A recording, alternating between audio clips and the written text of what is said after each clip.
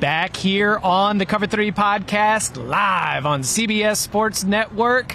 Day 2 of Big Ten Media Days, and pleased to be joined here at the desk by USC head coach Lincoln Riley. Coach, how are we doing, and how's Media Days been for you so far? We're doing well. Thanks for having me. Yeah, it's good to be here. It makes all this feel more real, right? That idea that's kind of been hanging over all of us for the last year, 2 years, whatever it's been now. It's kind of cool to see it all coming to fruition, to see all these teams here together, and starts to get you pretty excited about all the matchups that are coming up this fall. Including at Michigan on CBS. So, speaking of the move to the Big Ten, you played and coached in the Big 12. Conference USA with the Pirates, the Pac-12. You've been around college football your whole life, but it's always been looking at the Big Ten from the outside. So what has been your perception of Big Ten football, and how does that influence how you're trying to prepare your team for the change? Yeah, I mean, I think the perception, growing up was you have the visions in your mind of teams playing in inclement weather, right, of like 18 tight ends on the field at one time, right? Iowa's still doing that. That's right. The league has certainly evolved as we've studied it. I mean, it's evolved like all of football has. It's not as different, I think, as a lot of people would think when you really look at the tape. It's still ball, but I mean, you talk about iconic venues, some great programs, the history of this league, the different markets and areas of the country that you're going to get to play in, and then you add in Los Angeles, you add in some really tremendous teams from the West Coast that join it. What's the combination all that going to be? I mean, that's what everybody's tuning in to see, right? That's why all the excitement is there. And I think whether it's fans, players, coaches, media, all of us, I think, are excited to see what it becomes. We were talking here before we popped on camera, and we and the media have been dissecting the West Coast teams new to the Big Ten, having to travel so much. And you were just sharing with us that it's not that much different than what you guys have had, being a national brand already, the travel. Is it something that is negligible when you look at the schedule?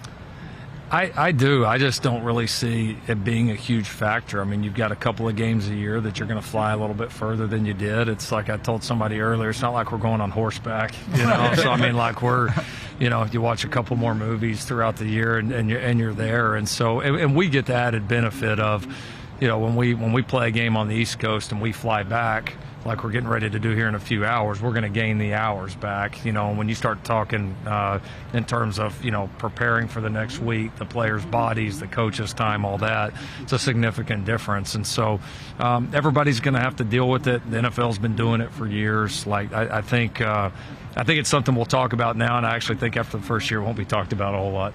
I also think, too, the one side of it that is rarely brought up is everybody talks about the extra traveling you guys have to do. Everybody else in the league has to fly out to you guys just as well. So it's not just USC, UCLA, and Washington, that Oregon, they'll be dealing with it.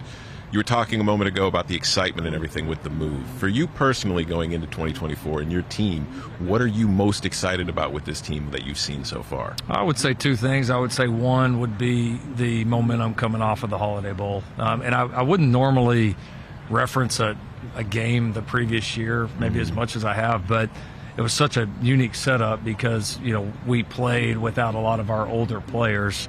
We essentially played the game with a lot of what we're going to be playing with this year. It was a lot of these guys' first time, maybe on that stage or to play that prominent of a role, and just excited about how the team handled it, the vibe of the team going into that game. I was excited about how a lot of the individual players handled it. And I think that was a country's first chance to see kind of behind the scenes what we've been building. While you've seen the product that we felt like we had to get ready to compete on Saturdays in the fall the first couple of years, there's also been a building kind of behind the scenes of what we want to be. And so I think just how that came together was really cool. And I think the other thing is just maybe just the overall trajectory of the program. I mean, we took over a team that had won 4 games the year before, and we've won 19 in the first 2 years.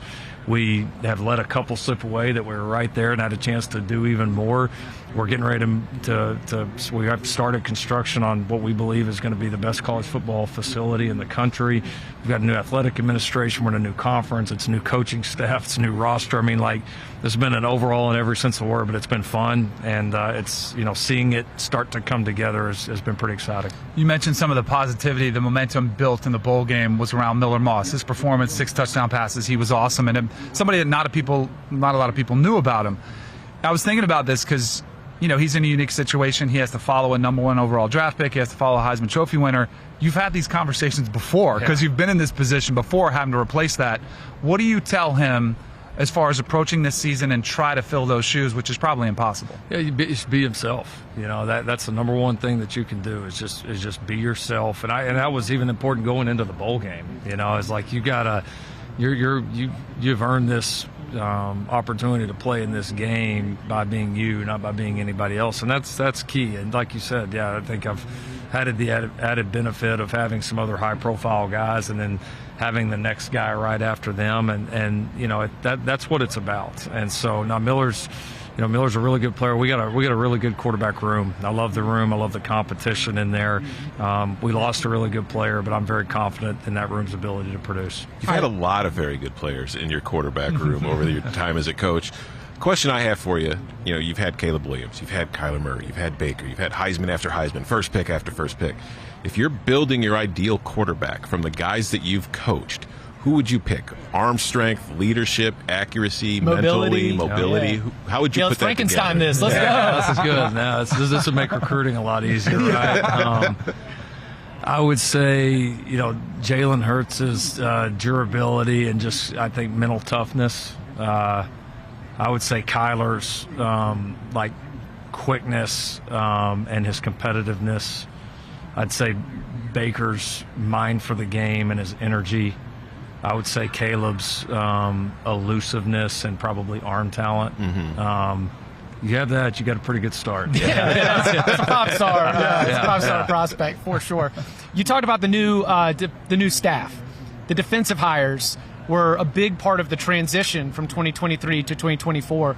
What were some of your motivations? What were you looking for when you sought out to go and make those hires? Yeah, I knew it was going to be, obviously important decisions for our program and the future of our program. And it was the way it all happened. Like, we had 6 weeks between the end of the regular season and the bowl game. And, I'd been charged with putting together a staff, obviously, just a little bit prior when I took the SC job. And it was interesting to me. We were able to hire, good people the first time around, had a lot of interest, but even this time was even different. It was just the interest in this job was extraordinary. It really was, from the NFL, from college. Some really highly respected people. And so, but as soon as I talked to Coach Lynn, I just kind of had that feeling like this is the right guy. The turnaround that he orchestrated, the NFL background, the way he teaches and develops, what he believes in schematically, like we were just very much in sync, it felt like, from the first conversation. And then that had a benefit of being able to put around him, a staff that's, Matt Ince, our linebacker coach, the head coach of North Dakota State, won 6 national championships there. I may have shorted him one. Eric Henderson was the D-line coach for the Los Angeles Rams. Leaves coaching Aaron Donald to come coach our D-line. Doug Belk was the D coordinator at Houston, came in to coach our secondary. We hired a phenomenal staff around Coach. So, it's been fun to see it come together. You can feel that momentum and excitement, particularly around that side of the ball within the program with our guys on the field, and certainly could see that this spring. What about that personnel on the defense side of the ball? I think he has 5 new projected starters in the transfer portal. Last year was Bear Alexander. He contributes. What about the personnel on the defensive side? Yeah, I think, the area that we addressed the most was the secondary. We lost a couple of really good players, had a couple of guys graduate, have a couple move on. That was the area that we were most aggressive in the portal, and really pleased with all of the guys that we brought in there. I would say the depth, the talent, and the length in the secondary is going to be the best that it's been since we've been there. And then I think the defensive front, we've really worked hard from a recruiting perspective and development perspective the last few years to build that. And you start to see some of those young guys getting ready to play and contribute. And we've worked hard to change the body types, because this style of front and the way we're going to play is much different than we were before. And so certainly getting bigger, both in recruiting and in development, to be ready to attack this the way we want to. He is Lincoln Riley, USC head coach. Thank you so much, Coach, for joining us here at the Cover 3 podcast. Best of luck this season. You got it. Appreciate you guys. Thanks, Coach. Coming up on the other side, scheduled to be joined by his quarterback, Miller Moss. Joins us at next.